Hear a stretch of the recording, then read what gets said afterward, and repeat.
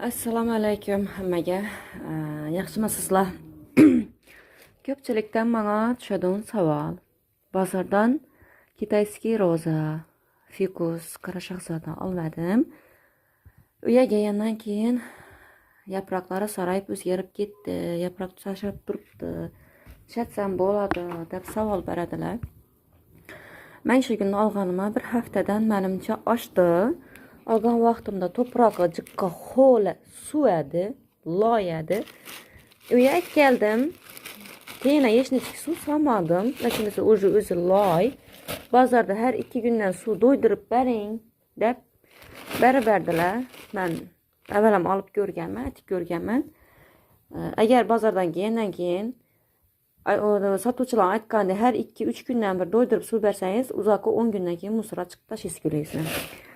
Avvalam aytib ko'rganim uchun keldim. Faqat yantarniy kislota sprey etdim. Yaproqlarni elde arkasini limonli kislota bilan har ehtimolga qarshi yuvdim. Ham adaptatsiyadan o'tirish uchun shu holatda paket kiyizib, bu teplichka deb aytiladi. Shu holatda og'zini bekladim, bayladim. Dan ozgina havo aylanib turadigan, havo girib chiqib turadigan yer ochib qo'ydim. Shu ahvolda 3 kun qo'ydim. 3 kundan keyin og'zini ochdim. Bir qator olib, ko'rib, tekshirib 5-10 minut havo aylantirib qo'ydim. Dan yana giyizdim. Shu bilan yana hafta bo'ldi turibdi. Yana berenda havo kiradigan yeri bor do'shki. Polni beklab tashlaganim yo'q. Dimiqib chirib ketadi. Polni beklab tashlasangizlar, yodlaringizda qo'yinglar. Endi shu bozordan kelganda 10 kun bo'lgan bo'lsa, ham desa yaproqlari dim shilpayib yotibdi. Jolli yotgan edi yaproqlari bozorda. Yere qarab osilib yotibdi. Rasmi bormi yo'qmi yodimda yo'q. Olmadimmi, olmadimmi?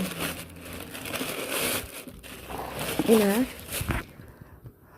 hatto ishi barglari ham nishini bo'lib yotibdi. Paketga gizib qo'ygan vaqtimda diklanib turdimi? Bu bu paketda diklanib turishi qiyin bo'ldi, vazni og'ir bo'lgani uchun. Biri ozg'in, oriq, yaproq slishkim katta, o'ta katta, vaznini ko'tarilmay turibdi. Shuni hisobini ham yotib turibdi asilib. Bu yaproqlari inaga qaranglar, ostan sekin o'zini diklayotir. Dum yotgan edi, imdat qolgan edi. Bular ham